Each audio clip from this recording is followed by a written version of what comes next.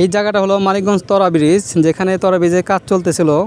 বেশ কয়েকদিন যাবৎ এখানে কাজ চলছে খুব নিয়ন্ত্রিতভাবে। জাম পড়ার কথা না, কারণ এখানে কর্তব্যরত দুজন লোক দুই পাশে দাঁড়িয়ে থাকে, যারা নাকি গাড়িগুলোকে সুশৃঙ্খলভাবে পারাপার করে। কিন্তু হঠাৎ করে ওই দুইজন লোককে আমি দেখতে পাইনি, তারা কোথায় জানে চলে গেছে, যার ফলশ্রুতিতে এই বিশাল এক জামের সৃষ্টি হয়। এই জামটা হয় প্রায় 1 ঘন্টা যাবৎ এই জামটা থাকে, যার কারণে এখানে হাজার হাজার মানুষ, হাজার হাজার গাড়িগুলো ভোগান্তিতে ভুগছে। তার উপর আবার দেখা যাচ্ছে যে একজন লোক মোটরসাইকেল নিয়ে ফুটপাতের উপর দিয়ে চালিয়ে যাচ্ছে। মানুষের বিবেক জ্ঞান কতটা লোপ পেলে মানুষ এমনটা করতে পারে আমার জানা নেই। আর কর্তব্যরত ওই লোক দুটার ভুলের কারণে আজ এই অবস্থা।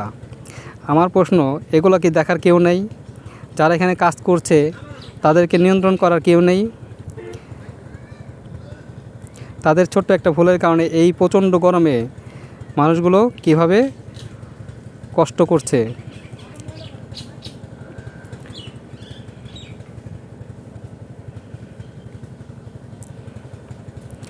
যাই হোক, আমি কর্তৃপক্ষের দৃষ্টি আকর্ষণ করছি, তারা যেন এই ব্যাপারটা দেখে। আল্লাহ হাফেজ।